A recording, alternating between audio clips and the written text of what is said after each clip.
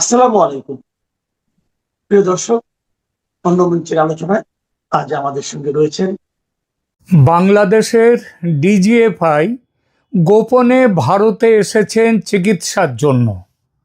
গোপনে কথাটা এজন্যই বলছি যে সেখানকার সরকার বা মিডিয়া যারা ব্যাঙের সর্দি হলেও সেটা পর্যন্ত নিউজে দিয়ে দেয়, সেই মিডিয়া বা সেখানকার সরকার একটি শব্দ প্রকাশ্যে বলেনি বিষয়টি নিয়ে। দ্বিতীয়ত, ইরানে ইসরায়েল আমেরিকার হামলার নিন্দা না করে বাংলাদেশ নিন্দা করেছে। হামলার প্রতিক্রিয়ায় বিভিন্ন আরব দেশে ইরান যে আক্রমণ করেছে সেই আক্রমণের নিন্দা করেছে। আর একটা বিষয়, সেটা বেশ মজার, গতকাল ইরানে হামলার প্রতিবাদে ঢাকা সমেত বাংলাদেশের অন্যত্র যেসব বিক্ষোভ হয়েছে সেখানে আমেরিকার বিরুদ্ধে একটি শব্দ খরচ না করে জামাতি বিক্ষোভকারীরা কষে গাল দিয়েছে ভারতকে। এই বিষয়গুলো নিয়ে দু চার কথা এখনকার এই প্রতিবেদনে। নমস্কার, খবরের অন্তরালের খবর নিয়ে ক্যালকাটা ডায়ালগস থেকে মনোজ দাস। বাংলাদেশের রাজনীতি আর কূটনীতি এখন এমন এক পর্যায়ে পৌঁছেছে যেখানে সত্যি ঘটনা জানার চেয়ে ঘটনা আন্দাজ করাটা বেশি নিরাপদ। একদিকে দেশের সবচেয়ে শক্তিশালী গোয়েন্দা সংস্থার প্রধান বস গোপনে ভারতে গিয়ে চিকিৎসা করিয়ে আসেন, এটা নিয়ে দুদেশেরই সরকার আর মূলধারার মিডিয়া এমন চুপ, মনে হচ্ছে তারা সবাই মিলে কোনো গোপন মেডিকেল অপারেশনে আছে। অপারেশন মানে ভারতের research and analysis wing, Bharat সরকারের গোয়েন্দা সংস্থা। আচ্ছা, প্রথমে একটু খবরটা, একটু উৎসটা একটু দেখিয়ে দিয়ে একটু বলি। দেখুন, নর্থ ইস্ট নিউজ এজেন্সি তারা খবর দিচ্ছে Bangladesh DGFI chief major general Kaiser Rashid Chowdhury in New Delhi. This is the first visit of a DGFI chief to India in at least 5 years. Major General Chaudhary will be in the Indian capital for at least 2 to 3 days, supposedly for medical treatment. এটা হচ্ছে এই খবর। একদিকে এই, অন্যদিকে মধ্যপ্রাচ্যে Iran Israel আমেরিকার যুদ্ধের ফাঁকে ঢাকার পররাষ্ট্রনীতি করছে এমন এক ধরনের কূটনৈতিক যোগব্যায়ামও বলতে পারেন, আবার ওই ট্র্যাপিজের খেলাও বলতে পারেন, কিংবা সার্কাসের যে ব্যালেন্সের খেলা হয় না, তারের ওপর দিয়ে হাঁটা, সেটাও বলতে পারেন। যেখানে এই যাই হোক, যেটাই হোক, এখানে কে কাকে বোমা মারলো সেটা নিয়ে কথা না বলে কে কার আকাশসীমা বেশি ব্যবহার করলো সেটা নিয়ে বেশি দুশ্চিন্তা। সরকারি বাংলাদেশ সংবাদ সংস্থা বাসস এই খবর প্রকাশ করে পরে তুলে নিয়েছে ওয়েবসাইট থেকে। এটা আর এক কৌশলী ব্যায়াম। আর এই সব কূটনৈতিক ব্যায়ামের প্রতিফলন দেখা যাচ্ছে কোথায়? ঢাকার রাস্তায়। ইরান আমেরিকার যুদ্ধের প্রতিবাদে মিছিল, কিন্তু গালি খাচ্ছে কে? গালি খাচ্ছে Bharat. America, Israel, drone, missile সবার নাম মিলিয়ে শেষ, কিন্তু স্লোগান পড়ছে ভারত না ঢাকা, ঢাকা ঢাকা। আজকে এই প্রতিবেদনে আমরা দেখব এসব নাটকের আড়ালে আসলে কি কি ভাবের ঘরে চুরি চলছে ঢাকা, দিল্লি, তেহরান, রিয়াদ এই ত্রিভুজে। প্রথমে গোয়েন্দা প্রধানের গোপন অসুখ আর প্রকাশ্য মেডিকেল ট্যুরিজম নিয়ে চর্চা করি। বাংলাদেশের directorate general of forces intelligence DGFI এর নতুন প্রধান মেজর জেনারেল কায়সার রশিদ চৌধুরীকে নিয়ে খবর অনুযায়ী তিনি ইন্ডিগোর ফ্লাইট ধরে কয়েকদিনের জন্য চলে এসছেন নয়াদিল্লি। অস্টেন্সিভলি বা যে সম্ভবত যে কারণে এসছে ধারণা করা হচ্ছে সেটা হলো মেডিকেল ট্রিটমেন্টের জন্যে। তো মেডিকেল ট্রিটমেন্ট কি হয়েছে তার? এই মেডিকেল ট্রিটমেন্টটা কেন দরকার, কবের অসুখ, কি অসুখ, কোন জায়গায় আছে, এটা নিয়ে তো থিসিস করে সাধারণত বাংলাদেশের মিডিয়া। এখানে একেবারে চুপ কেন? এটা শুনে সাধারণ মানুষ ভাবতেই পারে, আর আরে চিকিৎসা করাতে তো সবাই যায়, এতে সমস্যা কি? সমস্যা যেখানে সেটা হলো এটা বাংলাদেশের সেনাবাহিনীর গোয়েন্দা সংস্থার শীর্ষ কর্মকর্তা তিনি যাচ্ছেন চিকিৎসা করাতে। আর তিনি গেলেন কোথায়? সেই দেশের রাজধানীতে, যাকে বাংলাদেশের ভেতরে সবাই কি বলে জাহির করে অনেকে? সবচেয়ে দেশের বড় শত্রু হিসেবে। আর মজার ব্যাপার হলো এই ভিজিট নিয়ে দু দেশের মূলধারা টিভি চ্যানেলগুলো এমন নিশ্চুপ যেন ডিজিএফআই প্রধান যাননি ভারতে। কোনো গোপন ফেসবুক গ্রুপের অ্যাডমিন তিনি নীরবে ভিসা নিয়ে ভারতে পালিয়েছেন। একটা গোয়েন্দা সংস্থার কাজই হলো গোপনে থাকা, কিন্তু এখন দেখছি গোপনীয়তা এতটাই ওভার অ্যাচিভড করেছে বাংলাদেশ যে অসুখটাও গোপন, ডাক্তারখানাটা গোপন, এমনকি ভারতীয় সরকার আর তাদের বড় বড় অ্যান্টি টেরর এক্সপার্ট টিভি প্যানেলিস্টরা তারাও গোপন হয়ে রয়েছে, কারোর মুখে কোনো কথা নেই। সাধারণত দু দেশের সম্পর্ক নিয়ে যখনই নাটক হয়, দিল্লি স্টুডিওগুলোতে সারি সারি এক্সপার্ট বসে যায়। কেউ বলে ড্রাগ রুট, কেউ বলে র্যাডিকালাইজেশন, কেউ বলে চায়না পাকিস্তান অ্যাক্সিস, মানে চায়না পাকিস্তান জোট। কিন্তু এবার ডিজিএফআই প্রধান নিজে দিল্লিতে, আর প্যানেলগুলোতে এক অদ্ভুত নিস্তব্ধতা, যেমন ভারতে দিল্লিতে তেমনি বাংলাদেশে ঢাকায়। যেন র আর ডিজিএফআই মিলে তাদের ওপর ডোন্ট টক কথা একদম বলা বন্ধ অর্ডার জারি করেছে। বাংলাদেশের মেহফিল রাজনীতি মিছিলের ভাষায় যদি বলি, এটা হচ্ছে চিকিৎসাজনিত গোপন ভ্রমণ। বাইরে বয়ান ভারত আমাদের চিরশত্রু, আর ভেতরে আমলাতান্ত্রিক কামনাটা কি? সেটা হচ্ছে দিল্লির হাসপাতালের রিপোর্টটা একটু ভালো আসুক ভাই। একদিকে মাঠের রাজনীতি, ভারত আমাদের ওপর আধিপত্য কায়েম করেছে, সব সমস্যার মূলে ভারত, আর একদিকে নিরাপত্তা গোয়েন্দা বাস্তবতা। যাই হোক, শেষমেশ কিন্তু রোগটা দেখাতে যেতে হবে সেই ভারতেই। এই দ্বৈত জীবনই আসলে হলো বাংলাদেশের ভাবের ঘরে চুরি। জনগণের কাছে এক গল্প, নিজের স্বাস্থ্যের ব্যাপারে আর এক গল্প। বাংলাদেশ ক্রমশ হয়ে উঠছে এই ভাবের ঘরে চুরির গল্পের খেলায়। এবার আসি তেহরান, তেল আবিব, ওয়াশিংটন যুদ্ধ আর ঢাকার ডিপ্লোম্যাটিক যোগব্যায়াম প্রসঙ্গে বা ওই সার্কাস প্রসঙ্গে। ইরান, ইসরায়েল আর আমেরিকা মিলে এমন এক যুদ্ধবাজ রাজনীতি করছে যেখানে একদিন কেউ কারো পারমাণবিক স্থাপনা টার্গেট করছে, পরের দিন কেউ আবার প্রতিশোধ নিতে ড্রোন ওড়াচ্ছে, মিসাইল ছুড়ছে শয়ে শয়ে, হাজারে হাজারে। আর বাংলাদেশ এখানে কি করছে? সাম্প্রতিক এক অবস্থানে দেখা গেল বেশ মজার ব্যাপার। ঢাকার স্টেটমেন্টে মূল ফোকাস, মানে ঢাকার সরকার যা বলেছে, তারা কি বলেছে? বিভিন্ন আরব দেশের সার্বভৌমত্ব লঙ্ঘন করা হয়েছে, আমরা সেটা নিন্দা করছি, সবাই যেন সংযম দেখায়, কূটনৈতিক পথে ফিরে যায়। এটা লেখার পরে, ঘোষণার পরে আবার সেটা মুছেও দিয়েছে যাতে পাবলিক না জানতে পারে। আরে বাবা, অফিসিয়ালি তো ঘোষণাটা হয়ে গেল, আবার বেশিক্ষণ সেটা রাখার দরকার কি ওয়েবসাইটে?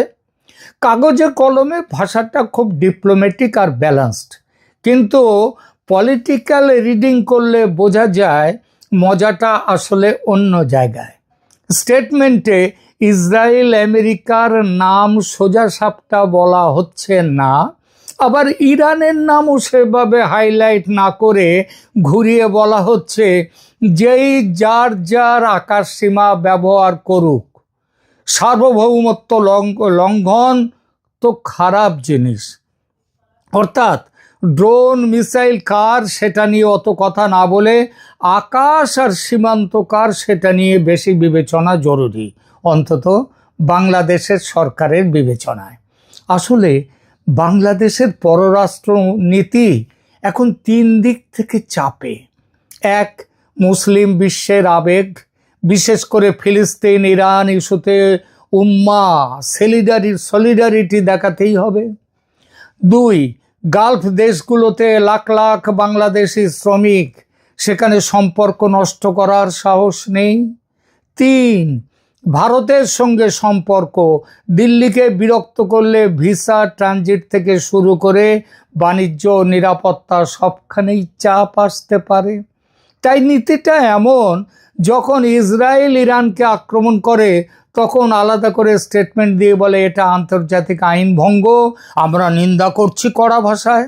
আবার যখন ইরান প্রতিশোধ নিতে আরব দেশে সেখানে মার্কিন ঘাঁটিতে সেখানে আক্রমণ করতে যায়, তখন আবার এই বাংলাদেশ কি বলে আরবদের সার্বভৌমত্ব লঙ্ঘন হয়েছে, আমরা সেটারও নিন্দা করি, সবাই শান্ত হন।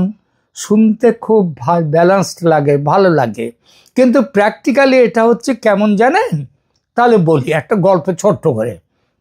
বাড়ির 2 ভাই মারামারি করছে, সেই মারামারিতে ছোট ভাই বড় ভাইয়ের উঠোনে গিয়ে যখন বেশি করে লাথি মারছে, তখন মা বেরিয়ে এসে বলছে, দেখ বাবারা, মারামারি তো খারাপ, কিন্তু বাড়ির বাইরে গিয়ে মারামারি করাটা আরও বেশি খারাপ, যা করিস ঘরের মধ্যে কর। এই স্টাইলের কূটনীতি একদিকে বোঝা যায়। ছোট অর্থনৈতিকভাবে নির্ভরশীল প্রবাসী নির্ভর একটা দেশের জন্য ব্যালেন্সিং অ্যাক্ট ছাড়া বিকল্প খুব কম, ব্যালেন্স করেই চলতে হবে।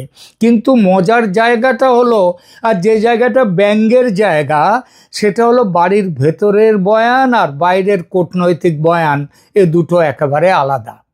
ঢাকার রাস্তায় স্লোগান উঠছে, আমেরিকা ইসরায়েল নাম্বার 1 ষড়যন্ত্রকারী, কিন্তু বাংলাদেশ অফিসিয়াল স্টেটমেন্টে কি লিখছে, কি বলছে? আর যে জামাতিরা যারা এইসব মিছিল করছে ঢাকার রাস্তায়, তারা কিন্তু আমেরিকা নিয়ে একটা কথা বলছে না, তারা আমেরিকা নিয়ে কোনো কথা নেই। তারা কি বলছে? সবাই মিলে, বাংলাদেশ সরকার বিরোধী সবাই বলছে, আমরা গভীর উদ্বেগ প্রকাশ করছি, সবাই সংযত থাকুন, সার্বভৌমত্ব লঙ্ঘন বন্ধ করুন। একদিকে আগুন লাগানো ভাষণ, আর একদিকে ফায়ার এক্সটিংগুইশার হাতে কূটনীতিকের বিবৃতি, আগুন যেন না ছড়ায়। এটাই হচ্ছে ভাবের ঘরে চুরি, তাই না? এবার আসি সবচেয়ে মজার আবার সবচেয়ে সিরিয়াস অংশটিতে, বাংলাদেশের রাজপথ। ইরানে হামলা হয়েছে, হামলাকারী কারা, ড্রোন মিসাইল কার, খবরের কাগজ আন্তর্জাতিক চ্যানেল সবখানে আমেরিকা আর ইসরায়েলের নাম ঘুরে ফিরে আসছে, তারা আক্রমণকারী। কিন্তু ঢাকার রাস্তায় যে বিক্ষোভ হচ্ছে জামাত আর তার দলবলের সৌজন্যে, সেখানে গালাগাল খাচ্ছে কে? ভারত। ভারতীয় মিডিয়া রিপোর্ট আর গ্রাউন্ড রিপোর্টগুলো দেখলে বোঝা যায়, দীর্ঘদিন ধরেই বাংলাদেশের বিক্ষোভ রাজনীতিতে অ্যান্টি ইন্ডিয়া স্লোগান একটা প্রধান কনস্ট্যান্ট, সেটা রয়েছেই। শাহবাগ থেকে শুরু করে সীমান্তের পেট্রাপোল, বেনাপোলের কাছাকাছি পর্যন্ত প্রতিটা টার্বুলেন্ট সময়ে যখনই ঝামেলা হয়েছে, অ্যান্টি ইন্ডিয়া বুলেট পয়েন্ট চলে আসে সামনে, যে ঢাকা না দিল্লি না ঢাকা, ঢাকা ঢাকা, ভারত যাদের মামার বাড়ি, বাংলা ছাড়ো তাড়াতাড়ি। এর পেছনে কারণ যেগুলো দেখানো হয় কি, আগের সরকারের সময় দিল্লি ঢাকার অতি ঘনিষ্ঠতা, বিরোধী রাজনীতির অংশ হিসেবে ভারত ঘেঁষা লেভেল, আর পাকিস্তান তুর্কি আরব বিভিন্ন প্রোপাগ্যান্ডা নেটওয়ার্কের প্যাকেজ করা কন্টেন্ট, সব মিলিয়ে ভারত বিরোধী আবেগকে বাংলাদেশের রাজনীতির জ্বালানি হিসেবে ব্যবহার করা হয়, ফুয়েল। কিন্তু ব্যঙ্গের জায়গাটা হলো, ইরান আমেরিকা কনফ্লিক্টে বোমা পড়ছে তেহরানে, ড্রোন উড়ছে গালফের আকাশে, প্রেস কনফারেন্স হচ্ছে ওয়াশিংটনে, আর ঢাকার চকবাজার থেকে মিরপুর শাহবাগ পর্যন্ত গালি যাচ্ছে দিল্লির ঠিকানায়। এটা একদম সেই স্টাইলের যে পাশের বাড়ির দুজন মারামারি করছে আর আপনি নিজের ভগ্নিপতির শ্বশুরবাড়িকে ভাবুন, সেই ভগ্নিপতির শ্বশুরবাড়ির দিকে ইট ছুটছেন। কারণ ফেসবুক লাইভে বলে দেয়া হয়েছে আসল ষড়যন্ত্রকারী হচ্ছে ভারতই। আর একটা পলিটিক্যাল ক্যালকুলেশনও আছে অবশ্য। আমেরিকা ইউরোপকে সরাসরি গালি দিলে ভিসা, রেমিটেন্স, স্যাংশন ঝুঁকি তৈরি হতে পারে। শ্যাম চাচা রেগে যেতে পারে। আর শ্যাম চাচা রাগলে কি হয় সেটা শেখ হাসিনার গদি যাওয়ার পর সবাই বুঝে গেছে। নতুন করে এক্সপেরিমেন্টের আর দরকার নেই। এদিকে গালফের দেশগুলোকে বেশি টার্গেট করলে প্রবাসী শ্রমিক আর রেমিটেন্স নিয়ে ঝামেলা হবে। চায়নাকে গালি দেয়া তো এমনিতেই হারাম পর্যায়ের। সুতরাং হারাধনের শেষ ছেলেটার মতো যে বাকি রইল, হারাধনের 10টি ছেলে, শেষ ছেলেটি হলো বাকি রইল, সেটা হচ্ছে ভারতই ভিলেন।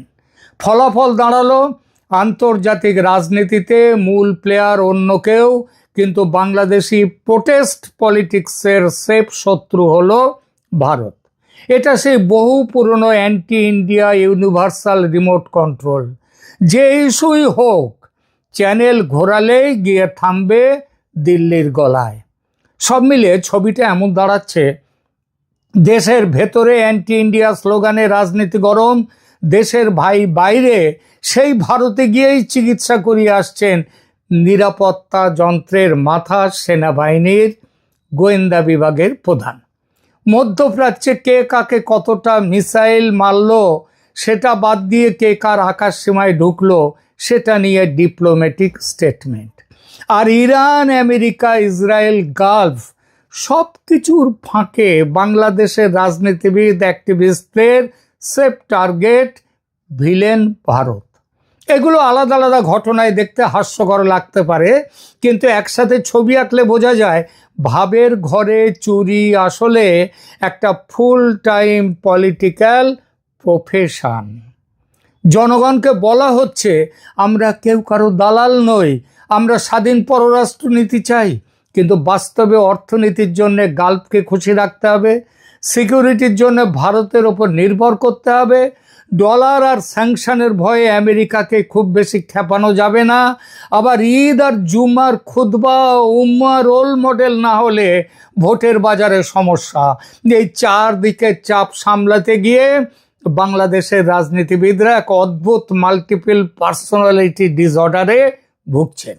ভেতরে এক কথা, বাইরে আর এক কথা। স্টেটমেন্টে এক বলি, স্ট্রিট পলিটিক্সে আর এক বলি। এখন প্রশ্ন হচ্ছে এই নাটক কবে শেষ হবে? হয়তো তখনই শেষ হবে যখন সাধারণ মানুষ ফুটেজের গ্ল্যামার, স্লোগানের শব্দ আর ফেসবুক লাইভের ট্রিগার কাটিয়ে একটা ক্যালকুলেটর মানে রাজনীতি পড়তে শিখবে। তার আগে পর্যন্ত ডিজিএফআই গোপন চিকিৎসা করতে ভারতে আসবে, ঢাকার গোপন কূটনৈতিক ব্যায়াম চলতে থাকবে, আর রাজপথের গোপন এজেন্ডা, এই তিনটের কম্বো অফার চলবে। আপনারা কি মনে করেন দর্শকরা? ইরান, আমেরিকা, ইসরায়েলের যুদ্ধের গরম হাওয়ায় ভারতের নাম ঘষে বাংলাদেশের রাজনীতিতে আসলে কার লাভ, কার ক্ষতি? কমেন্টে লিখে জানাতে ভুলবেন না। ভিডিওটি ভালো লাগে থাকলে লাইক করুন, শেয়ার করুন বন্ধুদের সঙ্গে। আর এমন ব্যঙ্গাত্মক কিন্তু তথ্যভিত্তিক বিশ্লেষণ পেতে চ্যানেলটি সাবস্ক্রাইব করতে ভুলবেন না। ধন্যবাদ।